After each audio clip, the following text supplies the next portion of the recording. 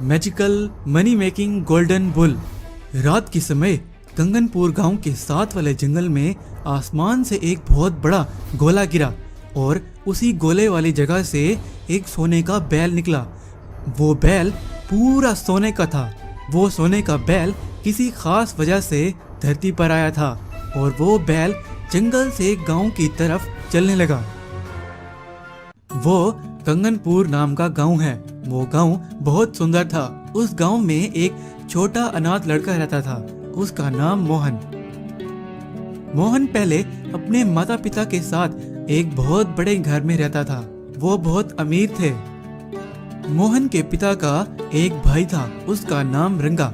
वो रंगा बहुत लालची था। वो हमेशा से ही मोहन के पिता से बहुत जलता था और वो रंगा उसका बड़ा घर और उसका सारा पैसा हथियाना चाहता था। एक दिन मोहन के माता पिता की एक कार एक्सीडेंट में मृत्यु हो गई तो उनके घर और उसकी सारी संपत्ति पर रंगा ने कब्जा कर लिया और मोहन को उसके घर से निकाल दिया। तब से मोहन के पास अपना घर नहीं था तो मोहन को गांव में जहाँ जगह मिलती वो वहाँ सो जाता। वहीं उसी जगह जंगल में आसमान से एक और गोला गिरा और उस गोले वाली जगह से एक शैतानी जादूगर निकला और वो भी गांव की तरफ चलने लगा। बाद में वो सोने का बैल चलते चलते गांव में उसी जगह पहुंच गया जहां पर मोहन सो रहा था। जब सुबह हुई और मोहन उठा तो उसने देखा कि उसके सामने एक सोने का बैल खड़ा है। तो मोहन उस सोने के बैल को देख के, मैंने आज से पहले तुम्हारे जैसा सोने का बैल कभी नहीं देखा। तुम यहाँ मेरे पास क्यों आए हो? तुम्हें तुम्हारा मालिक ढूंढ रहा होगा।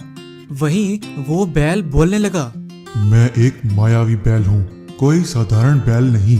मैं यहाँ तुम्हारे पास मदद लेने आया हूँ। तुम बोल भी सकते हो और मैं तुम्हारी कैसे मदद कर सकता हूँ? तुम जाओ किसी और से मदद मांगो। मेरा तो अपना घर भी नहीं है। तुम्हारी मैं कैसे मदद करूँगा? शैतान लोक का एक बहुत ही खतरनाक जादूगर मुझे मारना चाहता है। उस जादूगर को सिर्फ एक ही जादुई मणि से हराया जा सकता है और वो मणि सिर्फ तुम ही इस्तेमाल कर सकते हो। मैं ही क्यों? और कोई उस मणि को इस्तेमाल क्यों नहीं कर सकता? मैं भी तो एक साधारण इंसान हूँ। तुम कोई साधारण इंसान नहीं हो। तुम्हारे पूर्वज उस मणि के रक्षक थे और वही सिर्फ उस मणि को इस्तेमाल कर सकते थे। तुम में अपने पूर्वजों का खून है। तुम भी उस मणि को इस्तेमाल कर सकते हो। मुझे उस मणि के पास ले चलो। हम मिलकर उस शैतान जादूगर को खत्म करेंगे। तो वो बैल के जादू से एक गुफा में पहुंच जाते हैं। उस गुफा में वो जादुई मणि रखी होती है तो मोहन उस मणि को उठा लेता है। उस जादुई मणि को लेकर वो जंगल में जा रहे होते हैं तो वहीं वो शैतानी जादूगर पहुंच जाता है और वो जादूगर उस सोने के बैल पर हमला करने लगता है। वहीं उस जादूगर के हमला करने से पहले मोहन उस मणि की शक्ति को इस्तेमाल कर देता है और वो शैतानी जादूगर वहीं गायब हो जाता है। बाद में मोहन और वो सोने का बैल गांव वापस पहुंच जाते हैं तो वो बैल, तुमने मेरी मदद की, अब मैं इसके बदले तुम्हारी मदद करूंगा। तुम्हें जब भी जितना भी पैसा और जितना भी सोना जरूरत हो मैं तुम्हें दूंगा। वहीं वो बैल अपनी शक्ति का इस्तेमाल करता है और वहीं बहुत सारे पैसे आ जाते हैं और उन पैसों को देखकर मोहन बहुत खुश हो जाता है। ऐसे ही कुछ ही दिनों में मोहन उस बैल के दिए हुए पैसों से और उस मणि की शक्ति से दोबारा अपना बड़ा घर वापस ले लेता है उस रंगा से और मोहन बहुत अमीर हो जाता है। बसंतपुर गांव के ठीक ऊपर एक जादुई टापू था। उस टापू पर एक जायंट रहता था। वो जायंट पूरा साल सोता रहता। उस जादुई टापू पर एक नारियल का पेड़ था। उस नारियल के पेड़ पर साल में एक बार एक बहुत बड़ा जादुई नारियल उगता था। वो जायंट पूरा साल सोता रहता और साल में एक बार उठता और उस जादुई नारियल का पानी पीता और फिर से सो जाता।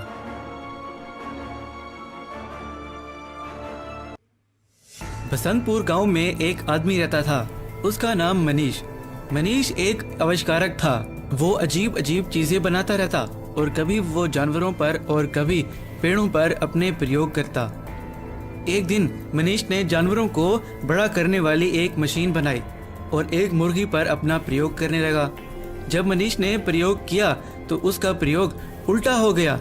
वो मुर्गी बड़ी होने की बजाय छोटी हो गई। वहीं उस गांव में एक बहुत अमीर लालची जमींदार रहता था। उसका नाम ठाकुर। वो उस गांव का सबसे अमीर आदमी था। ठाकुर ने अपने घर में शेर भी पाले हुए थे। ठाकुर जब भी कहीं जाता अपने उन शेरों को साथ लेकर जाता। ठाकुर की उस गांव के पास एक बहुत बड़ी जमीन थी।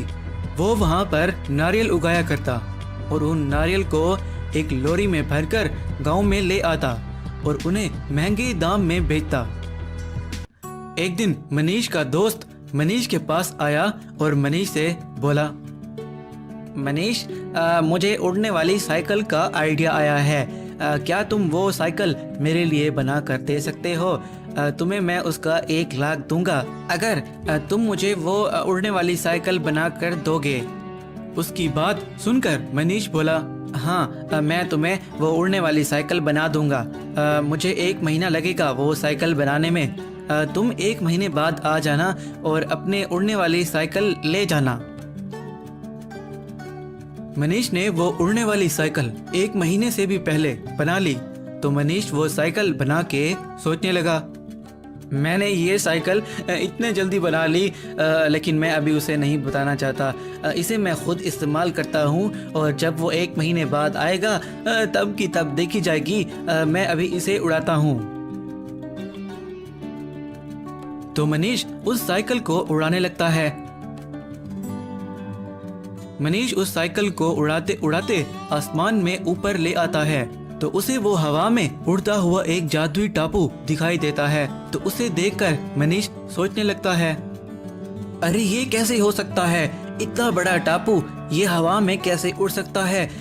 इस टापू पर जाकर देखता हूँ, इस टापू पर क्या है। तो मनीष उस जादुई टापू पर चला जाता है। तो वो देखता है कि उस टापू पर एक नारियल का पेड़ है और उस पेड़ पर एक बहुत बड़ा नारियल लगा हुआ है। तो ये देखकर मनीष सोचता है, मैंने इस जादुई टापू को खोजा है। अब ये बड़ा नारियल भी मेरा है। मैं इसे चुराकर अपने गांव ले जाऊंगा और सबको बताऊंगा कि ये नारियल मैंने अपने प्रयोग से बनाया है। अब मैं यहाँ एक हेलीकॉप्टर ले आता हूँ और बड़े नारियल को यहाँ से चुरा कर ले जाता हूँ। मनीष एक हेलीकॉप्टर की मदद से वो बड़ा नारियल चुरा कर अपने घर में ले आता है। मनीष ने उस बड़े नारियल को अपने घर में रख दिया और उस नारियल को देखने के लिए टिकट लगा दी। जो भी गांव वाला उस नारियल को देखने आता तो मनीष उससे पैसे लेता। और वहां जमींदार ठाकुर के एक गुंडे ने उस बड़े नारियल के बारे में ठाकुर को बताया। तो ठाकुर बोला, वो बड़ा नारियल उस मनीष के पास कैसे आया? मुझे वो बड़ा नारियल किसी भी कीमत में चाहिए। मैं अभी जाता हूँ मनीष के घर और उससे वो नारियल छीनता हूँ। तो ठाकुर अपने शेरों के साथ मनीष के घर पहुंच गया और बोला, ए मनीष, ये नारियल मुझे दे दो, वरना ये मेरे शेर देख रहे हो, ये मैं तुम पर छोड़ दूंगा और ये तुम्हें कच्चा खा जाएंगे। ठाकुर की बात सुनकर मनीष बोला, मैं नहीं दूंगा, जो करना है कर लो, ये नारियल मेरा है। वहाँ नीचे मनीष की जानवरों को छोटा करने वाली मशीन पड़ी होती है।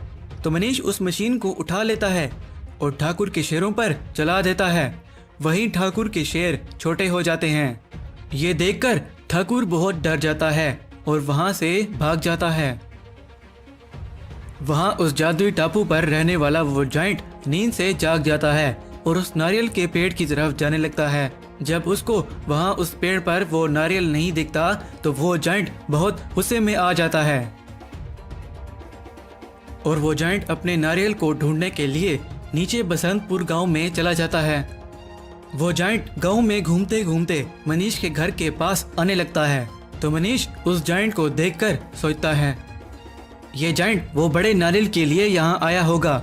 अब इस जाइंट को भी मजा चखाता हूँ। अब मैं इसे भी छोटा कर दूंगा। और वो जाइंट मनीष के घर तक आ जाता है।